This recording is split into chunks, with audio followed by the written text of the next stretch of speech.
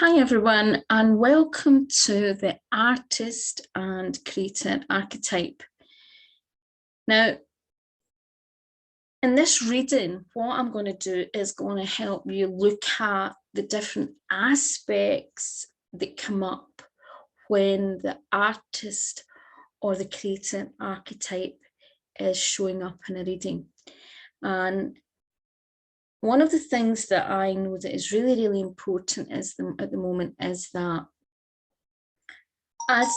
excuse me, sorry, I thought that was down. As healers or coaches, we are spiritual entrepreneurs. We are all co-creators in the universe, right? And sometimes, you might think that you're not a very creative person. Maybe you do, but there's maybe areas where you maybe struggle with your creativity or artistic expression. And we all can have blocks, and sometimes you might be writing a book and you maybe have a block in relation to that, or it's something that you're creating as a course and there's something happens that you feel as if you have a block. You might be creating music, Every single one of you are unique in how you show up in the world, right? But the reality is every single one of us are creators. You may not view yourself as the artist, but you are unique. And part of that uniqueness is that you co-create in the world in your unique way. Now, many of you will also have strong alchemist and magician archetype traits. And that combination is very much about co-creation, right? And it's about transforming and using, the senses or some modality, right? A form of play or therapy to help with transformation. This card is reminding you of the light and the shadow aspect, okay? And as you can see in the card, this is Caroline Miz's archetype. Now, it is represented as the artist, but it is also related to the creator. But for this purpose, we're going to look at Caroline's and then we're going to expand in different perspective. But if the light attributes, you're expressing a dimension of life that is just beyond the five senses, inspiring others to see life symbolically. So it's not just about the five senses. It's not just about being able to see, feel, hear, smell, When you create, you're allowing spirit to flow through you, right? You're allowing yourself to be a channel for something. Now, when we're in a low vibration and we have blocks, right? Or we're not in what I would think your full soul essence, right? The shadow attributes come up, the shadow traits, and this is where we're in the kind of lower dimensions of an archetype. And you might use your talent or your creations to mistreat others or to try and disempower or to control others, right? Or you might, it's manipulation. And if we think about an artist or a creator who is, for example, if we know there's a lot of famous artists who created incredible, art, but some of it could be dark. Some of it, you could tell the deep wounding that they had, but also they struggled to survive. They were the starving artist. So in not just the way that maybe their creative expression, maybe darkness came out, but also they were at a low vibration in the ability to attract and manifest, right? And they're very much in their wounding, right? So what we've got to understand is that as wounded healers, many of the courses and programs and things that we do when we're creating content and inspiring things it's coming from even past wounding, it's come from experience. And we can use that wounding to help people see the light, because that's most of us as healers. and no matter if you're a coach or a healer or a therapist, when you come in as a spiritual business, it's a service to others, right? And you're doing this to help people, and normally you're helping people that have had challenges that you've had or you've overcome.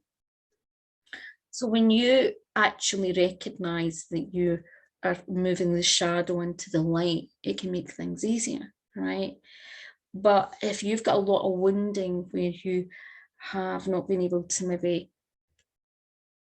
how could you say, as a child, you maybe didn't have enough creative expression, you weren't allowed to creatively express. Maybe art and creativity was classed as not important, as frivolous. You may have a lot of suppressed creativity. If creativity and artistic things weren't encouraged in the home, you can have a lot of suppression in that area. I was lucky. I was brought up in an environment where my mum was quite creative, and I got to tap into a lot of things that were creative very young. And I actually went into careers quite young that involved using creativity. It's a strong part of me, and it's a strong part of my work, right? But also, I am very in my ikiwagi, or I can't remember how you call it, but it's your soul purpose. I'm very in alignment with what I do, right? And I may go off in tangents and do different things, but I'm still doing what I'm here to do, and I do it in different ways, right? And I'm a channel for lots of things, and I can create lots of things. A lot of people are very amazed at how much content I create and courses of content, but my channel is quite strong that way. Maybe sometimes other things are not as strong.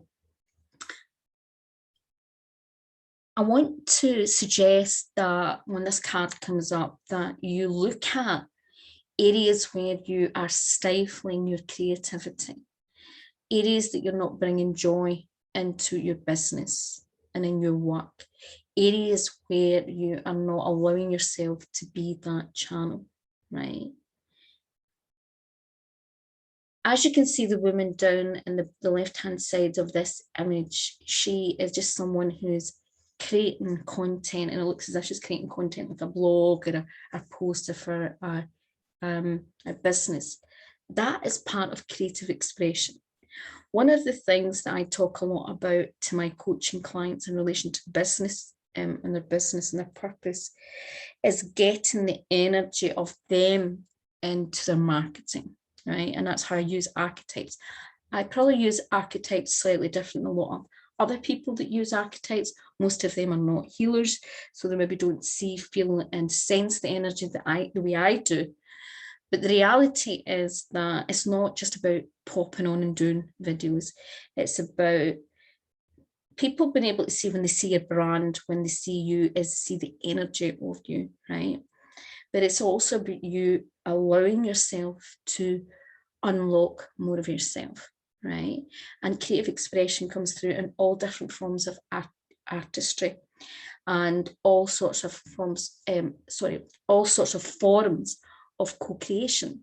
So we see the woman who is playing a guitar, it can be singing, it can be physical art, it can be creating products physically, or even creating products digitally.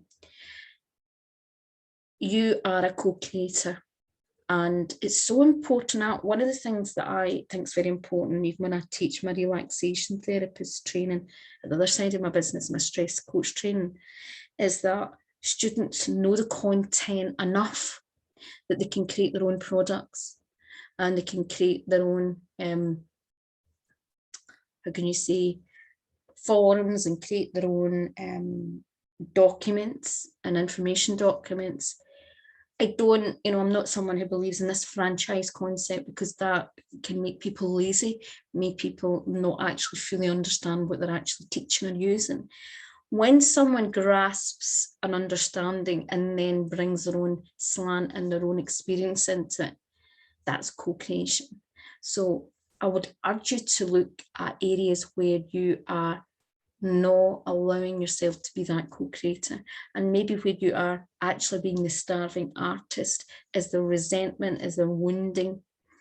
Is is there aspects of squashed creativity that is blocking you? If you find yourself copying other people's content or just going looking for ideas from other people, there is something missing. You're not tapping into your own creativity.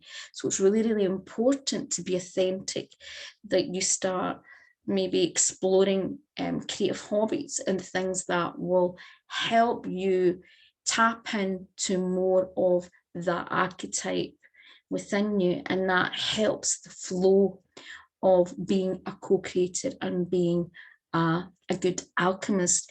The magician and the alchemist, the co-creator and the artist, if you've got that in a healthy way, it can help you manifest in a more way, because creativity helps us expand out our limited perceptions and our limited beliefs.